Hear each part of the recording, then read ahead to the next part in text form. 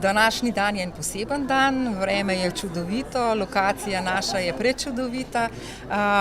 Z današnjim dnem pa zaključujemo pravzaprav praznovanje, ki se je začelo že z izletom stanovalcev, potem za slavnostno mašo nadaljevalo, v soboto so bili Beneški fantje, je bil koncert, današnjo pa praznovanje pa ena taka osrednja gala prireditev. Rodil se je z zlatimi krili, na nebu je služil le muzam po zemlji ljudi. Kam segajo začetki vašega doma tukaj v Preddvoru? Ja, dom starejših občanov Preddvor ima kar dolge korenine.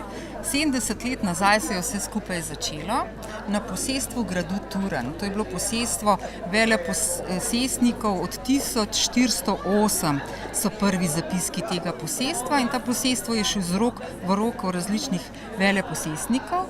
Po drugi svetovni vojni je bilo pa to posestvo denacionalizirano, se pravi razlaščeno in takrat so bile prvi obiskovalci, nadaljnji je bila vojska, jugoslovanska JNA. 1948 jeseni so pa prišli prvi stanovalci iz doma slepih Škofja Loka in iz doma slepih iz Okrogla. Se pravi, 70 let nazaj se je skrb za starejše in vojne sirote, uboge tukaj v Preddvoru v Potočah začela. Koliko stanovalcev je bilo najprej v začetku? Ja, v začetnih zapisih je razvidno, da je bilo sprva 40 stanovalcev, za kateri je skrbelo zelo malo ljudi. Tudi razmere za skrb takrat v takratnih časih so bile zelo slabe.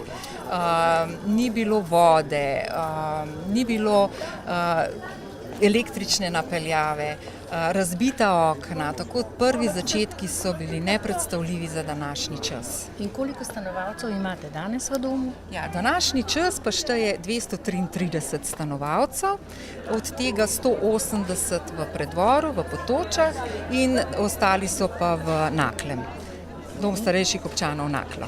In koliko vaših uslužbencev skrbi za te stanovalce? Ta hip za te naše stanovalce skrbi 133 zaposlenih, od tega je 114 redno zaposlenih.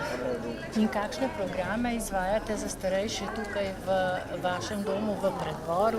Ja, poleg institucionalnega varstva, se pravi skrbi za starejše v instituciji, smo tudi razvili programe skrbi za uporabnike v lokalnem okolju, za starejše ljudi v lokalnem okolju. To je razvoz kosil, razvažamo kosila po domovih, ta kosila so tudi razne diete, čisto po željah, potrebah in zahtevah zdravstvenega stanja ljudi v lokalnem okolju.